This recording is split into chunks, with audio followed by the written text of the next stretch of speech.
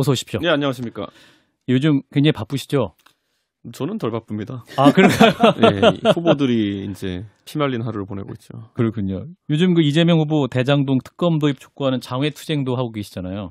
그건 뭐 몸이 힘든 거니까 그건 괜찮습니다. 그거는. 아, 그렇습니까? 머리가 아프진 않으니까요. 그 1인 도보 투쟁도 하고 계시는데 거리시다 보면은 시민들의 반응도 직접 많이 들으시고 보시고. 뭐 저희가 이제 광주에서 당 대표가 돌아다니는 게 사실 좀 저희가 일정으로 잘 안 잡는 일정인데 그렇죠. 이번에 광주에서 5.18 광장부터 전남대 후문까지 한 6km 구간 이렇게 걸어가면서 시민들에게 홍보했는데 예.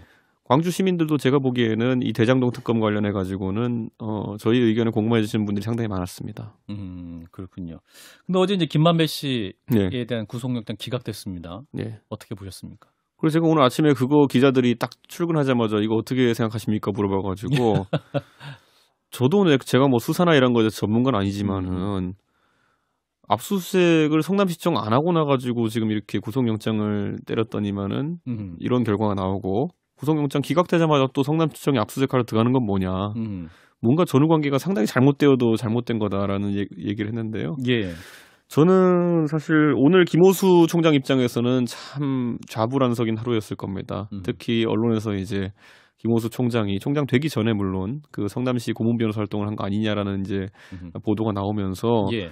뭐 저는 김호수 총장이 뭐 그것 때문에 불공정하게 할 거라는 단정을 하는 건 아니지만은 그래도 참 심기가 참 불편했을 하루일 것 같습니다. 예. 김호수 총장의 해명은 일단은 성남에 이제 10년 살았고 네. 봉사 차원에서 한 거고 월 30만 원이었다 이런 해명을 했습니다만 그럼에도 불구하고 이제 어떤 수사가 좀 미진한 방향으로 흘러가고 있기 때문에 그 부분에서 좀 곤란했을 것이다 이런 말씀이신 거죠. 특히 뭐 이런 뭐 국민들의 관심이 쏟아지는 상황 속에서는 사실 털끝만한 의심이라도 받는다는 것이 수사기관의 총 책임자로서 상당히 부담스러운 상황이거든요. 예. 그래서 저는 이 특검을 향한 어떤 그 요구라는 것이 또 하나의 특별한 국면으로 접어들었다. 왜냐하면 검찰이 이번에 수사를 좀 평소와 다르게 한 건 사실이거든요. 그래서 저는 김호수 총장이 뭐 어떤 개연성 때문에 그랬을까 보진 않지만은 의심받는 상황은 됐어요. 네. 그래서 결국은 특검을 해야 된다. 제가 뭐 저희 당에 이제 어쩌다 보니 4명의 후보 중에 3명이 검찰이잖아요. 그렇죠. 검사 출신이잖아요. 그러니까 이 검사 출신 후보들하고 얘기해 보면은 다들 이해 못하는 게 뭐냐면은 첫 마디가 이겁니다. 이런 사건은 우선 싹 잡아 넣어야지 이런 얘기거든요. 싹 잡아놔야 된다? 그게 뭐 다 진짜 감옥 놓고 이런 게 아니라 예. 기본적으로 수사를 광범위하게 해야 된다. 그리고 또 상당히 전격적으로 해야 된다라는 이야기를 이제 하는데 예. 지금은 뭐 거의 뭐 잊을만한 한 번씩 메아리처럼 들려오는 수사 소식 뭐 이런 느낌이거든요. 그래서 저는 좀 이거는 이례적이다 이렇게 생각합니다. 사실은 국세청 동원해서 이 돈을 싹 한번 뒤져야 되거든요. FIU. 예, 이런 작업들이 같이 좀 이루어져야 되는데 여전히 좀 미진한 부분이 있습니다. 그러니까 저는 그 예전에 저희가 그 LH 사건 있을 때 그때도 갓 검찰에서 퇴직했던 윤석열 전 총장이 나 같으면 이 상황에서 그 자금 추적부터 할 것이다. 라고 한번 이야기해가지고 그게 이제 보도되고 사실 그 당시 남아있던 검찰에게는 상당히 압박이 됐던 적이 있는데 지금 우리 후보들이 계속 이구동성으로 얘기하는 게 뭐냐면은 이건 이상하다. 예. 이거 의지가 없는 거밖에 볼 수 없다. 이렇게 하고 있기 때문에 뭐 그렇다고 야당 후보가 말한다고 그걸 검찰이 또 바로 예 알겠습니다 하는 것도 모양새는 이상하지만은 그래도 검찰도 압박을 좀 느껴야 될 겁니다. 국민의힘 차원에서도 이제 그 경기도당 당사의 그 제보 비리 접수센터도 만드셨죠? 예, 예. 그럼 그거 어떻게 운영하시는 겁니까?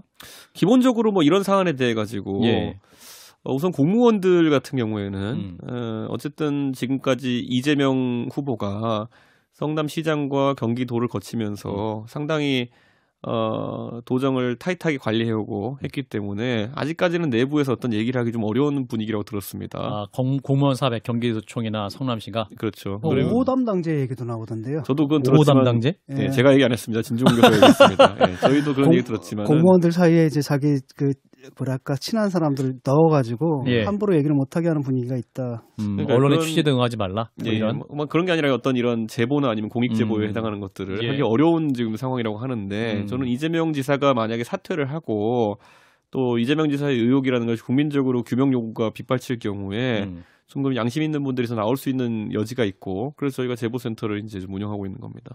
그렇군요. 아직까지는 그 제보센터에 들어온 내용은 뭐 이재명 지사에 대해서 저희가 제보센터 덕분에 뭐 모르던 걸 참 많이 알게 됐는데요. 예, 대장동권 아닌 것도 굉장히 또 재밌는 것들 얘기 많이 들어옵니다. 아, 벌써부터?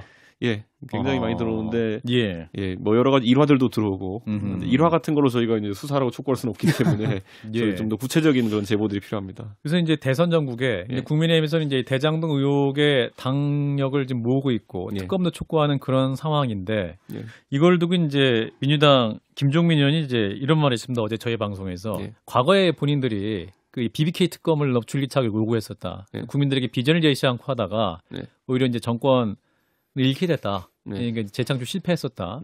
오히려 이제 국민의힘에게 아무런 도움이 안 되는 것을 왜 저렇게 하고 있는지 모르겠다라는 말을 했습니다. 어떻게 답하시겠습니까?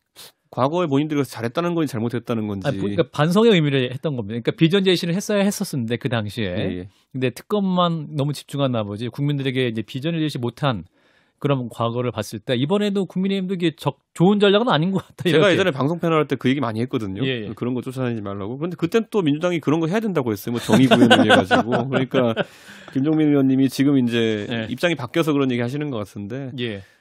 제가 봤을 때는 뭐 BBK를 예로 들면 그렇고요. 그렇게 따지면은 최순실 국정농단 때는 집요하게 그것만 파가지고 대선 이긴 거 아닙니까? 사실 그때 지난 선거에서 비전이 뭔지 미래가 뭔지 기억나시는 분 있습니까? 2017년에 없거든요. 사실 그러니까 그건 나라다운 나라. 사람이 먼저다. 적폐청. 저희가 그런 구호가 없어서 좀 이러고 있겠습니까? 네, 제가 그래서 그거는 말 그대로 사후적인 분석이고 예. 그냥 되는 대로 하는 얘기지. 뭐 지금 상황에서 그거 때문에 저희가 안 하진 않을 겁니다. 그 이재명 지사 같은 경우에는 그 정면 이분 스타일이 이제 정면 돌파잖아요. 그러니까 제가 볼 때는 상식적으로는 적어도 자기가 도정을 이렇게 운영을 해가지고 시정을 이렇게 운영을 해가지고 국민들한테 막대한 1조의 손해를 입힌 데에 대해서 사과부터 하고 가는 게 맞다고 보는데 이분 스타일은 그게 아니에요. 여전히 이제 공익 환수다. 그래서 아마도 국정감사장을 자기 홍보의 장으로 만들 것 같거든요. 그런데 국민의힘에서 만약에 괜히 이분의 그 자기 해명에 바닥만 깔아주는 게 아니냐 이런 우려도 국민들 사이에 나오고 있습니다. 뭐 저희 국감 전략은 저희가 뭐 김기현 대표 지도하에 잘 짜고 있고 여기서는 공개할 수 없지만은 그런가요? 그런 맹탕 국감을 하진 않으려고 한다. 아하. 그렇게 말씀드리고. 대표님 제가 고자질 하나 해도 되겠습니까? 예. 언제든지 하십시오. 그 전직 보좌관 입장에서 딱 보면 국민의힘 뭐가 문제냐면요. 네. 오후 2시가 오전 회의를 마치고 점심 먹고 오후 2시에 다시 이제 복귀를 하잖아요. 네. 제가 회의장 이렇게 보는데 민주당은 아직도 단체로 복귀합니다.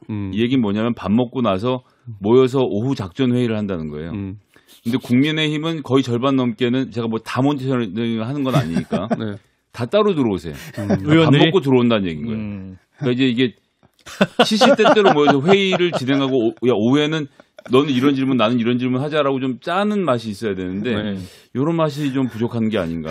제가 본대로 고자질 해드리는 원내대표께 겁니다. 전화하세요. 저도 의원 안 해봐서 몰라요. 원내대표께 전화하세요. 근데 그건 있어요. 그러니까 저 이재명 후보가 사실 지금까지는 성남시장 선거 뭐 기초자치장 선장 선거기 때문에 그렇게 사람들이 관심 안 갖거든요. 그 아무리 그 백만 성남시장이라 하더라도. 그리고 지난번에 경기도지사 선거도 뭐 탄핵 직후에 원사이드한 선거였기 때문에 검증 잘 안 받았고 그러다 보니까 이분이 사실 지금 이 대장동 건 말고도요. 사실 일반적인 공직선거라면은 굉장히 검증 세게 받았을 것들 검증 안 받는 거 많아요. 예를 들어서 음주운전 이런 것들 할 수 있죠. 그런데 해명을 하라고 했더니만 음주운전 왜 했습니까? 그러니까 해명이 이거예요. 뭐 어떤 시장 관련해서 무슨 뭐 고발당한 분의 변호를 하다가 그렇게 하게 됐습니다. 이게 무슨 해명입니까? 아니 변호사 활동하는데 음주운전이 왜 필요하다는 겁니까? 그러니까 그래놓고는 해명했대요. 그러니까 매번 이런 식이거든요. 그냥 별 관계없는 얘기한 다음에 그때 해명했잖아요. 이런 식이거든요. 그러니까 이번에도 대장동권 관련해서도 그냥 말만 크게 나오는 겁니다. 계속 뭐 시어머니, 뭐 시아버지 이런 얘기하고 한전 직원의 노벨과 다이너마이트 다 기억나지만은 아무것도 해명된 게 없잖아요. 그래놓고 나중에 나가서는 그때 다 해명했습니다. 이런 식으로 나올 거란 말이죠. 그래서 저희가 그 패턴을 이제 이번에 국민들께 잘 알려드리는 것도 중요하다. 왜냐하면 대선 내내 그런 식으로 해명할 거예요. 별 관계없는 얘기 한 다음에 그때 다 말씀드리지 않았습니까? 이렇게 하는 게 그분 전략이에요. 주 전략이에요. 네, 그래서 이번에 좀 실체를 가면을 제가 확 찢어서 제가 보여드리겠습니다. 가면 아직 다 못 찢었습니까? 지금 이미 뭐 무능이라는 것이 드러나고 있고 그런데 완전 확 찢어버리려면 좀 더 찢어야 됩니다. 그렇군요. 박수영 의원이 이제 50억 클럽 명단을 공개하셨죠. 네. 근데 이제 우리 대표님이 보신 명단과는 다르다. 암겨치는 이름도 있다. 이렇게 말씀하셨어요. 오늘 뭐 CBS에서도 뭐 얘기 나왔잖아요. 다른 명단이 있다고. 예. 그러니까 저희가 한 4-5가지 들고 지금 돌아다니는 겁니다. 사람들마다. 아, 명단을. 예. 근데 저희는 그런 뭐 박수영 의원이 그 명단을 왜 공개했느냐 이런 것도 있지만은 거기에 뭐 박근혜 정부 출신 인사 이름이 나온다 해가지고 그걸 저희가 공개한다 그래서 저희가 뭐 크게 부담 가질 일은 없습니다. 예, 예를 들어 그 정부에서 일했던 인사라 하더라도 지금은 사기업에 가 계신 분도 있고 여러모로 뭐 이재명 후보와 다른 어떤 인간관계를 맺고 계신 분도 있고 저희도 알고 있는 내용들이 있으니까 전부 다 저희가 공개한 거 아니겠습니까? 예. 그렇군요. 자, 그러면은 국정감사에 추가적으로 또 명단이 공개될 리는 없는 건가요? 그 의원들이 그때 박수영 의원이 선제적으로 한 것이 예. 전략적 의미도 있습니다. 예. 그렇군요. 전략적 의미가 있다. 예. 그래요. 자, 국민의 이준석 대표를 만나고 있습니다. 지금 청취자 여러분도 굉장히 지금 질문을 많이 주고 계신데요. 이제 그 심각한 질문에 앞서서 좀 가벼운 질문부터 해보겠습니다. 그 HESS 헤스님이 준스톤 요즘 건강 상태는 어떻습니까? 매일 눈이 충혈돼 있고 얼굴이 좀 부어 있는 것 같아요. 이러면서 건강 걱정. 원래 의료보험 많이 내고 병원 안 가는 사람으로 유명한데 예. 최근에 안과까지 다닐 정도로 정말 아프시군요. 예, 이게 뭐더라? 그 결막염인데 예. 세균성은 아니고 뭐 알러지성 결막염인가 그래가지고 고생하고 있습니다. 실제로 건강도 좀 안 좋으시네요. 예, 요즘 저희 토론을 보다가 이게 못 볼 걸 본 것 같아가지고. 토론을 보다가 국민의힘 그 토론 어떤 대목이 특히 눈이 아프셨습니까? 제가 이분들 모아놨더니만은 맨날 핵 얘기하고 있고 뭐 주술 논란 얘기하고 있고 이래가지고 제가 못 볼 걸 봐서 이렇게 또 이렇게. 예. 대표 입장에서 얼마 전 인터뷰에서는 즐기면서 보고 있다고 하셨는데 속마음은 못 볼 걸 보고 계셨군요. 눈이 안 좋아지더라고요. 아니 대표님 저희 청취율을 위해서 너무 애써줘서 감사합니다. 진짜 저는 핵하고 주술을 이제 그만하고 싶은 게 그렇죠. 이게 예전에 이제 저희가 2017년 대선 때도 그렇죠. 이제 뭐 계속 전쟁 이야기, 핵 이야기 하다가 무슨 전쟁광 소리도 듣고 막 이랬거든요. 그렇죠. 이게 그런데 저는 굉장히 이거는 안 좋은 게 사실 외교 안보 이런 것도 중요하지만요. 외교 안보 정책은 보통 본인의 독트린 같은 건 철학 같은 걸 얘기하고 그냥 상대가 딱히 반박하기도 힘들어가지고 그런 주제를 선택하는 분들이 있거든요. 그렇죠. 던져놓고 핵을 할 거냐 말 거냐는 단순한 논쟁이거든요. 근데 그거에 비해서 복지나 아니면 경제, 교육 이런 논쟁 같은 경우에는 훨씬 국민이 세심하게 살피고 옳고 그름을 따지기 때문에 보통 이제 정책적으로 준비가 덜 된 분들이 이런 걸 좋아합니다. 핵. 그럼 바로 그다음에 기사가 전쟁하자는 거냐 마냐 이러면서 좀 논쟁은 커지는데 내용은 아무것도 없고 이런 거 좋아하는 분들이 있거든요. 네네. 근데 우리 후보들이 너무 그런 쪽으로 가지 않았으면 좋겠습니다. 그래요. 오늘 또 할 것 같은데.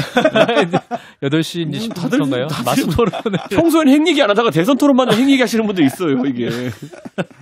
그러면 이제 윤석열 후보의 천공스승, 손바닥 왕자 논란, 무속 논란. 요거에 대해서는 대표님은 그 정도는 취향의 문제다 이렇게 말씀하셨어요.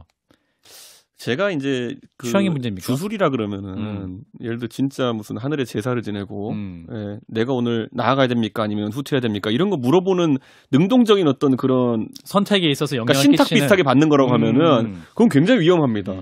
지도자의 선택은 굉장히 과학적이고 논리적이고 합리적이어야 되는데 그게 아니라 진짜 신탁을 받는다면 굉장히 위험한 건데 그게 아니라 예를 들어 나 이거 있을 때 그냥 뭐 좀 더 힘이 나 이런 거 정도는 제 생각에는 그렇게까지 위험한 어떤 그런 샤머니즘의 영역은 아니다 이렇게 보고 있고 제가 그냥 농담 하나 해드리자면은 어제 이제 이완구 총리 상가가 이제 상당하셔가지고 상가에 갔는데 마침 저희 당 정치인들끼리 같이 앉게 됐어요. 그런데 윤 총장이 아이고 이 왕자 때문에 제가 손바닥에 민자라도 써야 되는 거 아니겠습니까? 이렇게 하면 저한테 농담 삼아서 얘기하길래 민자요? 예, 백성 민자. 제가 그래서 총장님 아직까지 그 센스가 없으십니다 이랬어요. 저 같으면 손바닥에다가 요 한 글자 쓰겠습니다. 홍.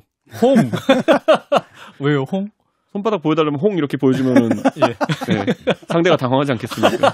홍준표 후보를 향해서. 그러니까 그 성씨할 때 쓰는 그 홍자. 그러니까 제가 이런 얘기한 게 뭐냐면 이런 논란은 사실 한 번씩 다들 좀 가볍게 넘어갈 필요가 있는데 그 대처하는 쪽도 그렇고 집요하게 물어보는 쪽도 그렇고 그다지 잘하는 것 같지는 않습니다 지금 보면은. 유승민 후보나 홍준표 후보 같은 경우 이제 유튜브도 보시면서 계속 질문을 이어가시는데 그러한 또 토론 양상도 그렇게 긍정적이지는 않다 이렇게 보시는 거군요. 그러니까 그분이 유튜브를 이제 그 정법 강의하시는 분, 그분이 강의를 10,000개 정도 이렇게 했기 때문에 그 홍 후보나 아니면 유 후보 쪽 지지자들 중에서는 그거 다 보시는 분 있어요. 지금 보면은 거의 뭐 조국 장관 어록 찾듯이 다 찾아가지고 옛날에 이 사람 이 말 했더라 동의하느냐 이런 거 계속 물어볼 수도 있긴 하거든요. 예. 근데 그거는 제 생각에는 좀 너무 나갔다는 생각이 듭니다. 그분과의 관계를 한 번 정도 묻는 정도는 그 후보의 답변을 듣는 게 의미가 있을 수 있겠지만은. 윤석열 후보도 바쁜 사람인데 그 만개 강의를 다 보지 않았을 거거든요.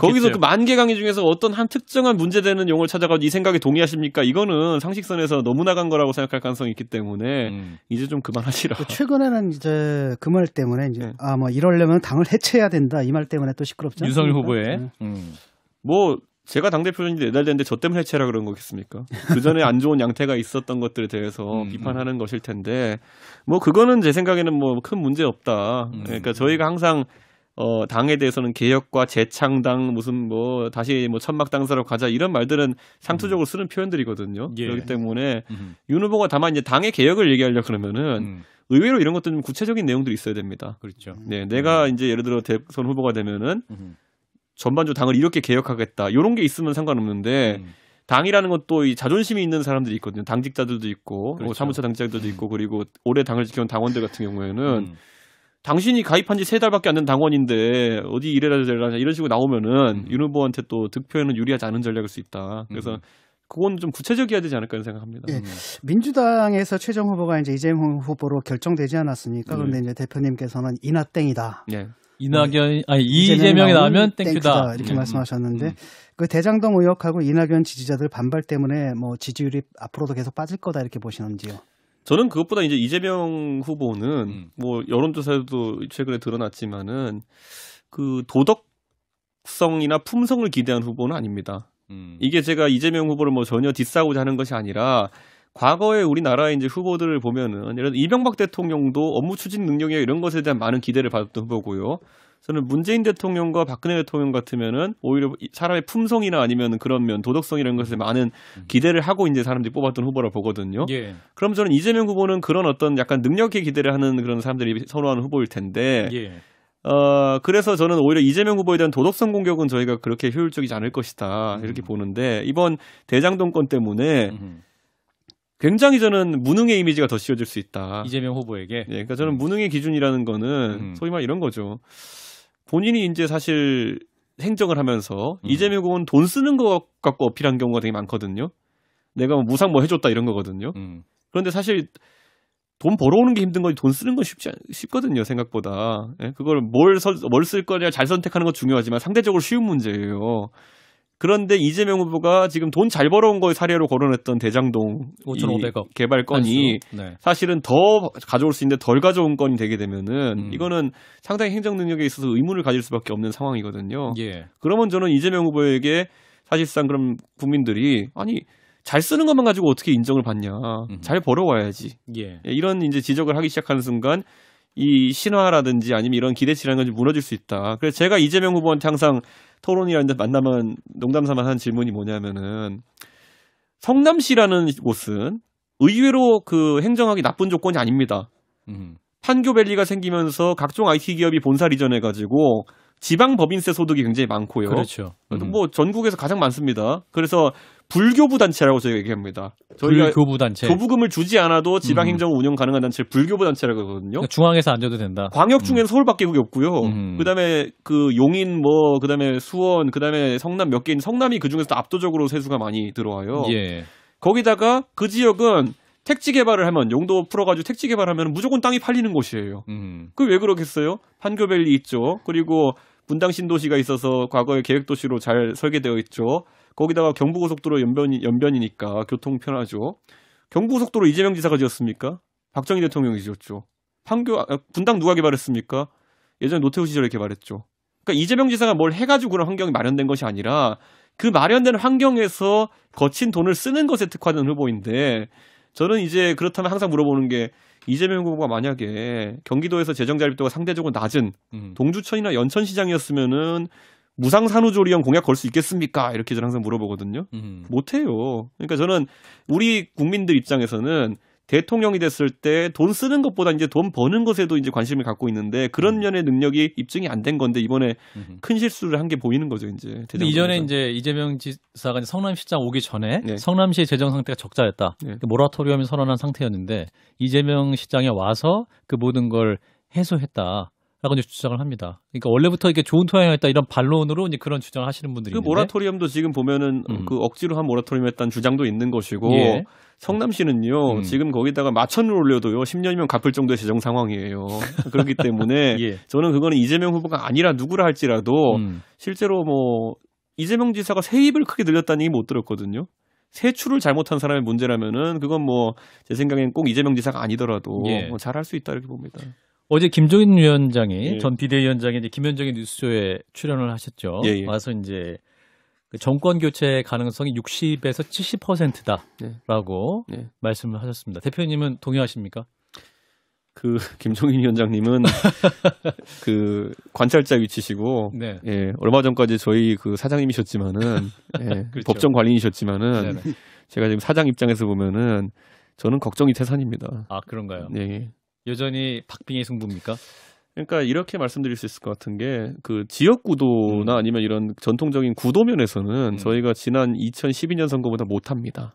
아 그런가요? 그러니까 2012년 선거라면 박근혜 문재인 두 분이 붙었을 때 51.6%로 3% 차로 박 대통령이 신승했던 선거거든요. 51대 48. 네, 그렇죠. 근데 그 당시에요. 거의 뭐 50대 투표 시간 끝나서까지 줄 서고 뭐 하여튼 박근혜라는 개인의 매력이 끌어들일 수 있는 투표를 다 끌어들여 가지고 겨우 이긴 그런 선거였거든요. 예. 그런데 지금 이제 그때보다 부산표가 더 나오겠느냐? 그때 부산표가 거의 뭐 67% 이렇게까지 나왔거든요. 아니면은 뭐 충청도 표가 더 나오겠느냐? 충청도 57대 43이었거든, 충남이. 경기도가 더 잘 나오겠냐? 경기도는 이재명 지사 본거지거든요. 그러니까 저는 지역 구도로 봤을 때 저희가 안심하기 어렵다. TK가 그럼 더 잘 나오겠느냐? 안동 출신이거든요, 이재명 후보. 굉장히 보수적으로 분석했을 때는 예. 지난번보다 밭은 좀 약간 안 좋을 수 있다. 대표님 딱 지금 이기고 있는 서울 얘기는 안 하시네요. 보니까 아니 저기 보수적인 분석을 했다니까. 보수적인 분석을. 대표가 할 얘기를 갖다가 김종인 위원장이 하고 있고 평론가가 할 얘기를 대표가 하고 있고 약간 이런 느낌이야. 아닙니다. 그래서 냉정하게 보시면 저는 냉정히 보면 다만 이제 그 실정이라는 거 문재인 정부의 실정이 누적되어서 정권 교체 여론이 높기 때문에 예. 왜냐하면 그때 2012년 선거에서는 정권 재창출의 선거였거든요. 저희 당 입장에서는 예. 지금 정권 교체 선거이기 때문에 저희 입장에는 조금 그 면에서 그러니까 기세면에서는 나을 수 있다. 다만 지역 구도상으로는 좀 저희가 과거보다 못하다. 그리고 인물 경쟁력은 제가 사실 지금 후보들을 어떤 분이 될지 모르겠지만은 아무리 그래도 박근혜 대통령만큼 동원력 있겠습니까? 팬덤 측면에서. 그래서 저는 약간 인물 바람 구도 이렇게 봤을 때 예. 인물은 과거보다 미약하게 열세일 가능성이 높고 2012년 그 둘이 세게 붙었던 선거에 비해서 구도는 저희가 약간은 그때보다 안 좋아질 수 있다. 다만 바람은 더 세다. 그 정도로 보겠습니다. 자, 그래서 지금 이제 이재명 이쪽 후보가 정해졌으니까요. 여론조사 결과들이 쭉 나오는데 예전에 하고 좀 비교해 보면 1대1 대결에서 차이점은 홍준표 후보가 이제는 이재명 후보를 이길 수도 있다라는 여론조사 결과 예전에 비해서 좀 빈도수가 높아졌어요. 네. 그러니까 이전까지는 국민의힘 내부에서는 윤석열 아니면 대안이 없다라는 분위기가 조금씩 바뀌면서 내부의 이 후보들 간의 경쟁이 좀 격화되고 있는 양상인데 어떻게 좀 진행될 거로 보십니까? 서울시장 선거 때도 보면은 저희가 안철수야만 이긴다라는 그런 어떤 야권 분위기에서 오세훈도 이기네? 나경원도 이기네까지는 다 갔어요. 예. 그렇게 되니까 그때부터 오히려 경선판이 달아오르면서 그럼 진짜 우리 마음에 드는 후보 뽑자 이런 식으로 선거 양상이 전환되면서 오세훈 시장 약간 드라마틱한 그런 어떤 연승이 이어진 것이거든요. 저는 지금도 이제 경선이 얼마 안 남았지만은 지금은 조사별로 조금씩 다릅니다만은 뭐 우리 후보 중에서 홍 후보와 또 윤 후보가 상대 후보에 비해서 우세를 가지는 조사들이 나오고 있는데 결국에는 네 분 후보 다 어느 정도 경쟁력을 갖출 것이다. 한 1, 2주 정도 지나면은 그때 더 이제 선거가 격렬해지고 재밌어지지 않을까 생각합니다. 그래서 김종인 전 비대위원장 분석도 네. 그 서울시장 보궐선거 추세랑 같다. 그래서 60에서 70으로 우리가 이긴다. 이렇게 말씀하시거든요. 대표님 같은 생각은 아니신 겁니까? 김종인 장관님께 내일 제가 전화를 드리겠습니다. 너무 그렇게 띄우지 마십시오. 오만해 보일 수 있는 발언을 자제하시라고 제가. 예. 아 예. 그렇습니까? 예. 아 그래요. 근데 뭐 어떤 여론조사에 따르면은 그 대통령 누가 될 것인가의 확률은 예를 들어가지고 이재명이 40%, 네. 그다음에 이쪽에 윤석열이 22% 뭐 이렇게 꽤 큰 차이로 나거든요. 갤럽 같은데 네. 이렇게 보면은 그런 것들은 사실은 그쪽 지지자들도 지금 못 믿는다라는 거잖아요. 우리가 과연 정권 교체를 할 수 있는가? 여기에 대한 확신들을 아직 못 갖고 있는 거 아닌가요? 그쪽 결집이 안 된 거죠. 이제 누적된 패배의 경험들이 있기 때문에 서울시장 선거에서 이제 워낙 큰 승리를 했었기 때문에 예. 그것 때문에 이제 다시 이제 좀 의지가 살아나서 지금 이 정도 상황이지. 사실 탄핵 이후에 여러 가지 분란이라든지 이런 것들은 보수 진영이 많은 상처를 남겼고요. 예. 아직까지도 그 상처는 좀 잔영으로 남아 있습니다. 아하. 가장 대표적인 게 지금 보수의 예를 들어 전력이 100이라 그러면요.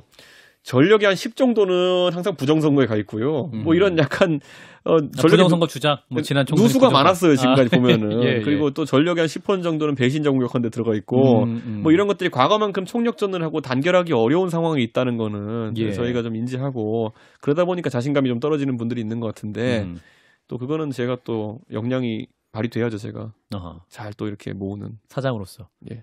예. 지금 그쪽도 뭐 엄청나게 싸우지 않습니까? 민주당 같은 경우에도 지금 이낙연 후보 지지자들하고 이재명 지지자들 사이에 엄청난 네. 싸움이 붙어가지고 이게 감정의 골이라는 게 너무나 깊어졌거든요. 원팀이 될 수 있을까? 후보 이런 자신도 질문이죠. 막 그런 얘기를 하지 않습니까? 그런데 비슷한 일이 거기서도 벌어지지 않을까 좀 우려가 되는 부분이 있거든요. 이번엔 그런데 한 가지 이제 정권 교체에 대한 열망이 굉장히 강하기 때문에 그런 어떤 단독 행동을 하는 사람들은 굉장히 지탄받을 가능성이 있다. 후보들 사이에서 야권 전체로. 야권 전체로. 그것은 국민의당 포함입니다. 예, 지금 국민의당에서도 독자 출마 움직임이나 이런 것이 있는데 저는 탄핵 이후의 선거에서 안철수 대표가 가졌던 공간만큼의 공간이 나오지 않을 것이다.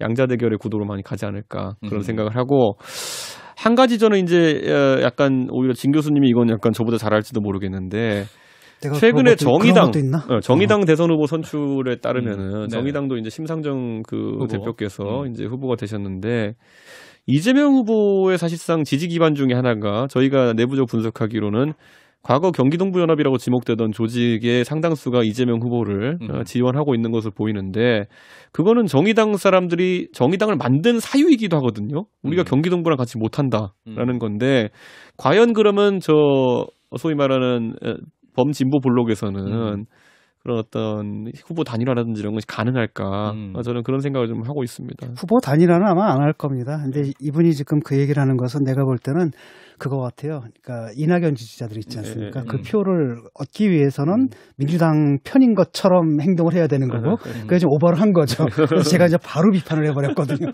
이분이라면 심상정 대표입니까? 예. 알겠습니다.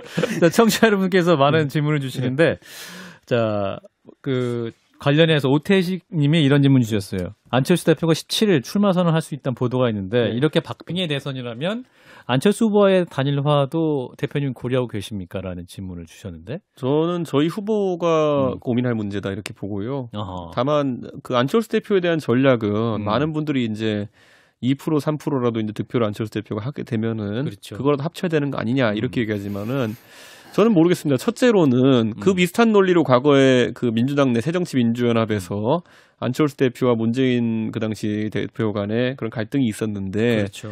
그때 물론 뭐 안 대표가 그때도 마찬가지로 뭐 혁신 전당대회 비슷한 거 요구하고 문재인 대표 사실상 내려오라는 취지로 이제 이야기를 했지만은 문재인 대통령은 그때 그걸 받아주지 않았어요. 예. 그리고 나가지고 1년 뒤에 대통령이 되십니다. 그러니까 저는 이 보수가 사실 지난 2017년 이후부터 2016년 이후부터 합치면 이긴다, 통합하면 이긴다라는 그런 단일 아젠다를 가지고 계속 선거에 임하고 있거든요.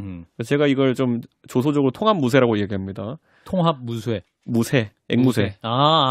예, 뭐 회의만 가면 통합하자 그래요. 아하. 회의만 가면 뭐 누구랑 통합하자, 누구랑 통합하자. 근데 그 통합 무쇠의 결정판이 뭐냐면은 지난번에 미래통합당입니다. 2020년에 총선을 앞두고 뭐 이기만 하면 이겨. 네, 내 주변에 물어보니까 문재인 좋아하는 사람 없어. 뭐 이런 정도의 수준의 논리거든요. 예. 내가 식당 가봤더니 문재인 좋아하는 사람 없더라. 그러니까 통합하면 이게 이런 수준의 논리를 가지고 선거를 치르면은 질 수밖에 없어요. 그래서 좀 더 정교하게 저희가 선거를 좀 분석할 필요가 있다. 보수 진영에서요, 그 전통적 지지자들이 가장 많이 있으면요, 가장 있으면 많이 듣는 얘기가 그런 거예요. 선거 분석을 딱 이 정도 수준으로 하세요. 내 친구들 중에 문재인 좋아하는 사람 없다.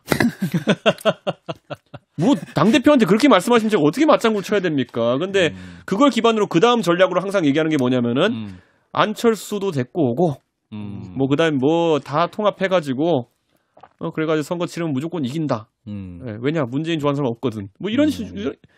그러니까 순환 논리를 가지고 어떻게 선거를 이기겠다는 건지 모를 때가 있어요. 인간관계를 너무 편협하게 맺는 분들이죠. 그러니까요. 근데 어쨌든 중간지대가 굉장히 좁아진 상태에서 안철수 후보에 대한 어떤 매니악한 지지층이 있는 것도 사실이고 3에서 5%가 나오는 것이고 그러니까 지지율이 더 높아지지 않는다라고 가정을 한다고 하더라도 대선에 가까워질수록 안철수 후보 측과 단일화를 하려면 뭐 출마할 전제로 하는 얘기입니다만 단일화를 하려면 몸값이 선거에 가까워질수록 높아질 것이라서 애시당초 초반에 합쳐야 된다는 주장을 하신 분도 많이 계신데 대표님의 생각은 그럴 필요 지금 없다 이런 입장이신 이렇게 거죠? 보는 거죠. 그러니까 국민의당이랑 제가 이제 당 대표 선출되자마자 그 주 주말에 제가 상계동에서 안철수 대표를 만났습니다. 네. 그리고 저는 그때 보시면은 성일정 의원을 협상단을 임명해가지고 모든 조건을 들어줘라. 다만 당명은 안 돼라는 입장으로 저희가 협상에 임했거든요. 그때가 그렇다면 가장 이른 시점이었는데 그거 안 받았죠. 굉장히 조건이 늘어나면서 뭐 당협위원장도 그쪽에서 임명하고 무슨 뭐 시도위원장도 같이 가르자는 얘기도 나오고 뭐 이 조건들이 나오는 게 저희는 그때 파악했어요. 정말 이분들은 합치긴 합칠 것 같은데 나중에 최대한 본인들의 가치가 높아졌을 때 노리고 계시는구나 이렇게 해가지고 하는 것 같은데 글쎄요 저는 제 비슷한 경험이 있는 게 바른미래당 시절에 안철수 대표께서 미국에서 귀국 한참 안 하시다가 나중에 일 다 끝나고 귀국하셔가지고 손학규 대표한테 내려오시고 그랬다가 손학규 대표는 뭔 소리냐 해가지고 본인이 국민의당 2를 창당하신 거거든요. 그러니까 꼭 안철수 대표가 그 항상 고점에서 본인이 그 협상하시는 건 아니더라고요. 합치기는 합칠 것 같다고 좀 전에 얘기하셨잖아요. 예. 그렇게 보십니까? 국민의당도 이제 안 대표께서 뭐 전력의 99.9%라고 좀 봅니다만은 다른 구성원들 같은 경우에는 지난번에 저희가 합당 협상을 할 때도 굉장히 협상에 적극적이었어요. 그런데 이제 협상 단장을 맡았던 권은희 의원이 굉장히 좀 무리한 조건들을 내세워서 저희 고생을 했었는데 안 대표도 사실 대선을 실제로 본인이 치르는 모양새를 갖추려면요. 비용과 사람이 많이 듭니다. 네, 그렇기 때문에 거기까지 가지 못할 것이다 이렇게 보고 있습니다. 이준석 대표 팬들이 굉장히 많으시는데 준스톤 사랑한다. 그거 준스톤은 요즘 저를 지칭하는 게 아닙니다. 아 그런가요? 그 저를 지칭한 지 좀 오래된 거고요. 아 그런가요? 요즘은 뭐 개준숙이? 개준숙이. 그 SNS 용어인데 말이죠. 그게 그 어르신들이 이제 저를 비판할 때 쓰는 용어를 그 젊은 사람들이 풍자해가지고 그렇게 그 특히 그 GSG 파문형 적혀가지고 요즘은 그냥 GJSG라고 쓰고 나가더라고 친구들이. 그렇군요. 그 새로운 별명을 좀 마음에 드시나 봅니다. 뭐 계속 쓰니까 어쩔 수 없이 계속 접하게 됩니다. 그게. 그래요. 민주당 같은 경우에는 지금 뭐 대장동 사태 그밖에 또 여러 사태를 내가지고 지금 후보가 리스크에 좀 빠져 있는 상태잖아요. 그런데 그 당도 마찬가지인 것 같아요. 뭐 가장 많은 지지를 받고 있는 윤석열 후보 같은 경우에도 리스크가 뭐 적지가 않거든요. 예를 들어 고발 사주 같은 거 수사가 진행되고 있고 이 부분은 어떻게 보고 계십니까? 왜냐하면 그 조성은 씨와 김웅 의원의 그 통화 내역이 나오지 않았어요? 저는 뭐 이제 통화 내역도 지금 저는 이게 어떻게 검찰이나 공수처에서 유출됐는지 잘 모르겠습니다. 이게 원래 수사 내용 기밀로 한다는 것이 문재인 정부의 방침이었는데 또 선택적으로 이렇게 유출되기도 합니다. 근데 김성애 소장님은 이럴 때는 비판 안 해요. 비판해 보세요. 계속 비판하다가. 그건 제가 비판할 건 따로 있죠. 국민의힘 진상조사한다는데 왜 안 하세요? 김재원 의원한테 비판하세요, 그건. 대표님 너무 간다. 국민의힘 공명선거 수인단 요즘 왜 활동 안 하고 있습니까? 아니, 보고 있는 사람들이 너무 많아서 막 함부로 말을 못 하겠는데. 저는 지시했습니다. 남의 당대표를 고발해놓고서 진상조사 한 달 전에 하기로 약속해서 이제 와서 갑자기 김재원 의원한테 말을 돌려서 0.1탈에 오래. 잠깐만 도와줘요. 피의사실 공표인데 잠깐만 도와줘요. 이거부터 해요, 그럼. 저는 지시했습니다. 진정하시고요. 어떻게 하나씩 처리하죠. 일단 공명선거 추진단에서 다시 한번 제가 대표님이 책임질 일이 아닌데 전직에서 일어났던 남의 당 대표를 검찰 고발을 시키는 대로 해서 고발장을 작성한 내용 정도는 진상조사를 해야 되는데 어떻게 그 조 변호사 확인도 안 하고 이렇게 벌써 2달 가까이 보내고 계십니까? 김재원 의원한테 미루라고만 하지 마시고. 제가 다시 김재원 의원한테 말하겠습니다. 근데 열린민주당은 그리고 너무 그렇게 수사 기밀을 유출하는 것에 대해서는 저도 강력하게 비판하는 입장이고 여기서 안 하지만 딴 데서 하고 있습니다. 근데 그 열린민주당도 그 최강욱 대표 그런데 그 재판 받으셨잖아요. 그 결과는 또 안 좋게 나왔잖아요. 그러니까 그것은 이제 저희 재판은 재판대로 알아서 하는 게 중요한 거는 검찰이 시키는 대로 고발장을 작성한 야당에 부끄러워할 줄 알고 사과해야 되는 문제 아니냐 이런 거죠. 그래서 이제 요거를 제가 네. 한번 짚어보자면은 저도 그래서 제가 계속 김재원 의원한테 계속 알아보라고 하는 게 뭐냐면은 이게 참 묘한 게 뭐냐면 4월 달에 어쨌든 고발장이 들어오는데 그거로 이제 김웅 의원이 조성은 씨한테 사실상 고발을 하라고 그리고 대검에 할지 뭐 어디 할지 이렇게 얘기하는 게 녹취록의 주된 내용인 것 같은데 예. 그래서 결국은 고발이 안 진행됐어요. 그런데 나중에 어떻게 8월에 또 그게 갑자기 고발이 비슷한 내용으로 고발이 들어가가지고 사실상 비슷한 내용으로 고발이 들어가가지고 최강욱 대표가 이제 기소가 된 거 아니겠습니까? 그럼 저는 그런데 여기서 이제 계속 이제 김호수 총장과 공수처 쪽에서 빨리 수사를 진행했으면 하는 주요 지점이 이게 단일 경로가 맞냐는 걸 빨리 좀 검증해줬으면 하는 거예요. 그러니까 이게 손준성, 김웅 경로라는 게 있고, 근데 거기로 들어온 거는 그러면 지금까지 어느 정도 검증이 되어가는 것 같은데. 8월에 그러면은 그 정점식 의원과 보좌관 그리고 또 이 실제 조변호사 뭐 이렇게 가는 경로가 똑같은 경로라는 거죠. 왜냐하면 4월달 이 경로로 갔다가 고발이 실제로 안 됐고 생성자가 누구냐에 따라 가지고 완전 다른 경로일 수도 있는 거거든요. 그러니까 대표님 정점식 의원한테 물어보면 되잖아요. 모른대잖아요. 김웅 의원과는 모르고요? 대화 나눠보셨습니까, 대표님? 김웅 의원과는 사건 초기에 관련... 대화를 많이 나눴고요. 예. 그런데 김웅 의원도 사실 지금 본인이 형사적으로 이제 다투는 상황이기 때문에. 뭐 저한테 말을 해준다고 저는 김웅 의원 말을 또 100% 믿지는 않습니다. 지금도. 아 그런가요? 예, 뭐 김웅 의원이 거짓을 얘기한다는 것이 아니라 김웅 의원도 자기를 방어해야 되는 지점이 있을 수 있으니까 또 그런 건 저는 이해합니다. 그거는. 여전히 기억이 안 난다 이런 입장이신가요, 김웅 의원? 실제로 기억이 안 날 수도 있고 왜냐하면 지금 녹취록을 보유한 상태에서의 검찰이나 조성은 씨와 다르게 김웅 의원은 기억에 다 의존해가지고 얘기를 해야 되는 상황이기 때문에. 그 악의가 있어서가 아니라 잘못 말했다가 오히려 본인이 굉장히 곤란한 상황을 겪을 수 있기 때문에 최대한 방어적으로 가는 거겠죠. 대표님의 지시를 명확히 지금 수행하고 있지 않은 김재원 최고위원은 지금 김웅 의원과 면담을 하셨습니까? 했는 걸로 알고 있습니다. 아 그런가요? 뭐 조사를 되게 광범위하게 했고요. 그 김재원 의원이 그리고 김재원 의원 입장에서도 그게 좀 궁금할 겁니다. 결국엔 이 고발장이 저희 당에 들어온 뒤로는요. 저희 당의 내부 이런 제보나 이런 것 처리 가이드라인에 따라 가지고 그냥 잘 된 것 같은데 고발장 위에 검찰이 있었음 이런 거 안 달려 있잖아요. 그렇죠. 그러니까 저희 내부 뭐 당직자들이나 이런 사람들 입장에서는 이 출처를 명확히 인지하지 못했던 것도 있는 것 같아요. 그래서 저는 그 실제 작성자가 누군지 그리고 전달 경로가 어떻게 되는지 빨리 좀 수사기관에서 파악해서 그거를 갖고 이제 뭐 기소라든지 했으면 합니다. 그거는. 지금 녹취록에 이제 김웅 의원이 말한 것 중에 고발장은 우리가 만들어드리겠다. 그래서 우리가 있잖아요. 네. 대표님 우리는 누구입니까? 그 김웅 의원이 법률가이기 때문에 당내에서 여러 이런 고발 사건 같은 경우에 뭐 실제 고발로 이어진 경우도 있고 아니고 하지만은 의원들이 자문을 많이 구합니다. 그러면 김웅 의원이 본인이 이제 작성하는 경우도 있겠죠. 저는 뭐 자세하게는 뭐 모르겠습니다만은 그런 것 때문에도 그런 표현이 나올 수 있다고 봅니다. 예. 저 대선 후보 본 경선에 투표할 국민의힘 책임 당원 선거인단 숫자가 엄청나게 늘어났어요. 한 20만 명 늘어났나요? 네. 그런데 이게 어떤 결과를 낳을까요? 지금까지는 뭐 기존의 당원들 사이에서는 아무래도 윤석열 후보에 대한 지지가 높지만 지금 이건 젊은 당원들이거든요. 20만이. 예. 라고 한다면 젊은 당원들 사이에서는 사실 젊다의 기준이 뭔지는 잘 모르겠는데 아마 20에서 40까지는 젊다고 봐줄게요. 교수님 본인은 제 젊다 나이에 비해서. 교수님 본인은 젊다고 생각하세요? 저야 영원한 소년이죠. 저렇게 나오면 이제 기준이 뭐해지는 건데. 아 이거는 이제 제작진들이 힘들어하고 있어요. 질적 기준이고 양적 기준으로 네. 2040인데 어떻습니까? 홍준표 의원 측에서 굉장히 그 기대를 하고 있다고 들었는데. 실제로 지금 수치 관련해가지고 뭐 순위도 이제 조선일보에 보도하고 이래가지고 말이 많지만은 사실 그 도는 수치들이 정확하지는 않습니다 지금. 네, 그렇기 때문에 많은 분들이 예상하시는 그런 아니면 또 유튜버들이 보통 이야기하는 그런 결과랑은 수치가 좀 다르다고 제가 알고 있고 그렇기 때문에 저는 선거인단을 그런데 이런 게 있습니다.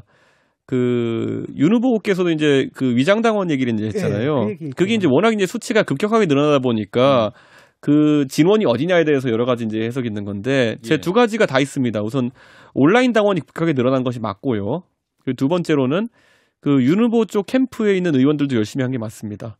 그래서 예를 들어 강원도 아니면 충청도 이런 쪽에서 당원이 인구 비례보다 훨씬 많이 들어온 것도 있거든요. 그래서 제가 그 두 가지 효과가 동시에 작용한다고 봤을 때 젊은 층의 지지를 받는 홍준표 후보와 그리고 또 조직력이 받쳐주는 윤 후보 어느 쪽으로 우세하다를 당원 가입 증가세로만으로 얘기하기는 좀 어려운 상황입니다. 지금 현재 들어오는 당원들이 내년 지방자치선거에 영향을 미칠 수는 있나요? 투표를 한다든지? 그거는 결과에 영향 주기보다는 저희가 사실 2014년에 김무성 대표가 한창 무슨 뭐 상향식 공천하겠다 이래가지고 청와대랑 갈등 빚고 이런 거 기억나실 텐데 그때 상해식 공천을 못했던 이유가 뭐냐면은 당원 기반이 약해서 그랬거든요. 근데 이번에 당원 기반이 2배 가까이 늘어나면서 저희가 잘하면은 강역 의원까지 전부 다 상해식 공천을 시도해볼 수 있다 이런 얘기가 나오고 있어서. 근데 거기에 대해서는 이제 또 대표님이 따로 구상을 하고 계시다고 보면 되겠네요. 그래서 뭐 당원이 기반이 되면 당연히 정당은 상해식 공천을 해야죠. 자, 그렇다면 지금 현재 갑자기 늘어난다고 제가 보기에도 사실은 국민의힘 이번 대선에서 가장 중요한 포인트, 이 강점 중에 하나는 이 바닥에 있는 당원들이 늘어났다는 점이라고 생각을 하는 자발적인 당원도 많아 보이고요. 이게 어떻게 해서 당에 들어오게 된 걸까요? 그러니까 처음에 시작은 이준석 후보의 뭐 활약으로 20대가 들어온다 이 모멘텀이 있었고, 그다음 윤석열 후보의 입당 뭐 이 과정도 좀 있었을 것 같고, 이거 외에 어떤 포인트가 좀 있었다고 보십니까? 기본적으로 이제 젊은 세대가 효능감을 많이 본 게 있고요. 우리가 오세훈 만들어 봤다. 그리고 나중에 이준석 만들어 봤다. 그다음에 더 데리고 들어왔다. 그래서 이제 당 들어오는 거고, 이번에 제가 참 이례적인 움직임을 봤던 게 뭐냐면, 저한테 이제 인스타그램이나 이런 거로 다이렉트 메시지로 이렇게 보내주시는 것들을 보면은, 제가 전당대회 할 땐 이런 거 많았어요. 저는 아직 당원이 아니라서 3개월 책임 당원이 안 돼서 투표권이 없는데, 저희 어머니 아버지가 당원이라서 엄청 설득했습니다. 뭐 이런 건 문자 많이 왔거든요. 메시지가. 이번에는 그 선거인단 앞두고, 제가 어머니, 아버지, 누나까지 다 가입시켰습니다. 이런 거 되게 많았어요. 그러니까 아까 진 교수님이 말한 통계에서 피상적으로 20대가 많이 늘었느냐, 40대가 많이 늘었느냐 이런 것보다도 가족 단위 가입자들이 꽤 있는 것 같아요. 어쨌거나 인스타그램은 청년층이 많이 쓰니까 그 청년층이 국민의힘을 지지하는 방식으로 가족들까지 당원을 끌어들인 경우들 보고 있다. 그게 저는 굉장히 유의미한 변화다 이렇게 보고, 저는 제가 이제 제 전당대회 칠 때 제가 당사자니까 느꼈던 거는 저에 대한 지지가 20대, 30대에서 먼저 일고, 그들이 부모를 설득하면서 이제 고연령층으로 한 20, 30년 나이 격차가 나는 층이 그 다음에 움직이기 시작했거든요. 실제로 저에 대한 지지가 그래서 20, 30대와 50, 60대에서 굉장히 높았어요. 전당대회에서. 그런 어떤 동조 효과가 일어나기 때문에 이번에도 그러니까 각자 저희 이제 후보들 간에 주력 세대층이 있지 않습니까? 어느 쪽이 어느 쪽에 동조하느냐가 굉장히 좀 키포인트가 될 것 같다. 그런 생각을 합니다. 자, PCJ님이 현재 국민의힘 지지자들 지지율이 세대에 따라 크게 나뉘고 있는데 최종 경선 후에 한 후보가 선출됐을 때 다른 후보 지지하는 세대들의 마음을 잡아 원팀으로 가기 위한 방법 있으신지요? 라는 질문이 왔습니다. 저는 그건 별로 문제 없을 것 같은 게요. 저희 후보, 네 후보 각각 지지하는 그 지지층이 다르지만은 그들이 공통으로 싫어하는 분이 있습니다. 이재명. 네, 그렇기 때문에 그거는 뭐 문제 없다. 그렇기도 하지만 또 한편으로는 이 당 해체 발언 나온 것도 그 앞에 얘기를 들어보면 어떻게 민주당의 논리를 가져와서 후보들이 나를 공격할 수 있느냐.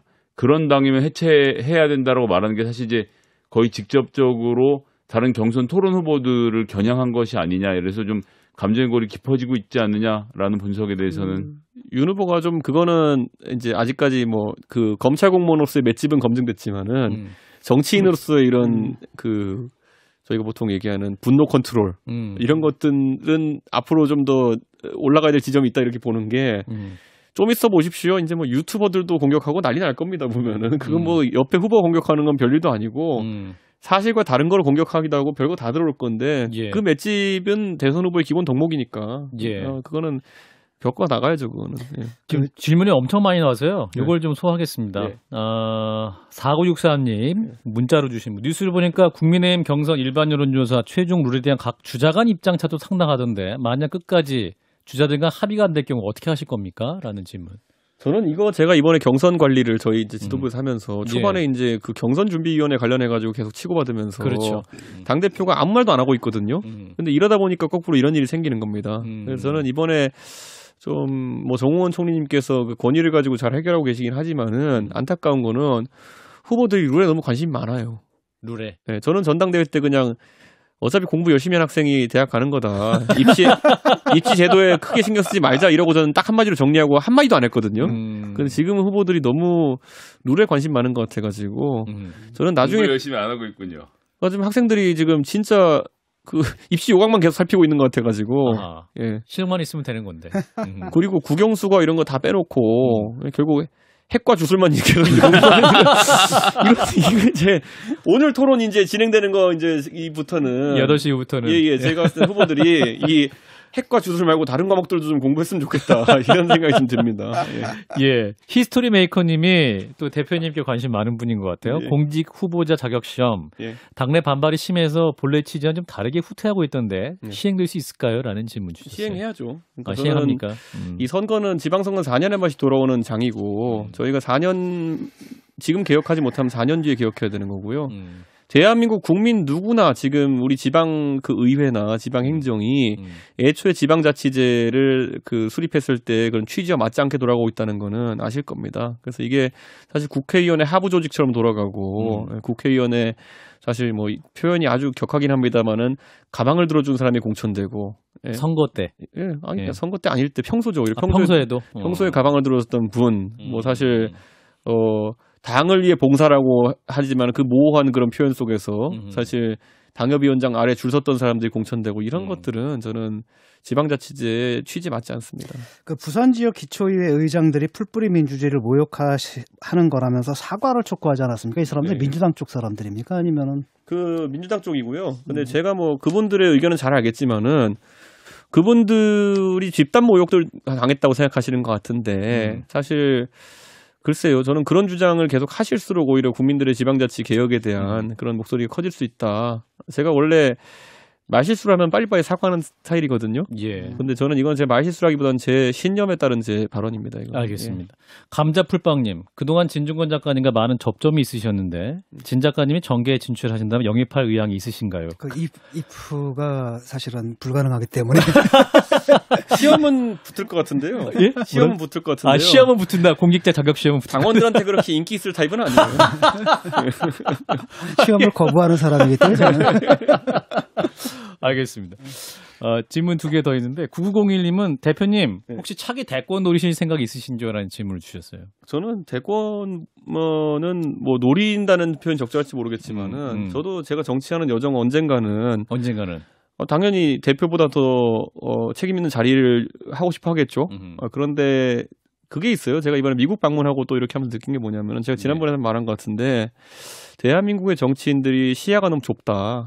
그래서 외치나 그러니까 외교나 국방이나 이런 문제에 있어서도 국제사회에서 나라를 대표할 수 있을 정도의 그런 공부를 하기 전에는 절대 무리를 하면 안 된다. 이게 그 외치나 국방 이런 것이 제가 말하는 게 뭐 핵 얘기 또 하는 얘기 아니라 진짜 우리가 국가 내에서 하는 이런 정치라고 하는 것은 뭐 굉장히 루틴한 것들이지만은 밖에 나가 지도자가 하는 거 하나하나에 따라서 구분이 바뀔 수도 있는 것인데 우리 정치인들은 참 그런 것들을 학습할 기회 또는 고민할 기회가 적습니다. 예. 그렇게 말씀으로 종로는 안 나갈 거죠. 여기까지. 장계동 나간다니. 네, 자 지금까지 이준석 국민의힘 대표였습니다. 오늘 말씀 여기까지 할게요. 고맙습니다. 네, 감사합니다.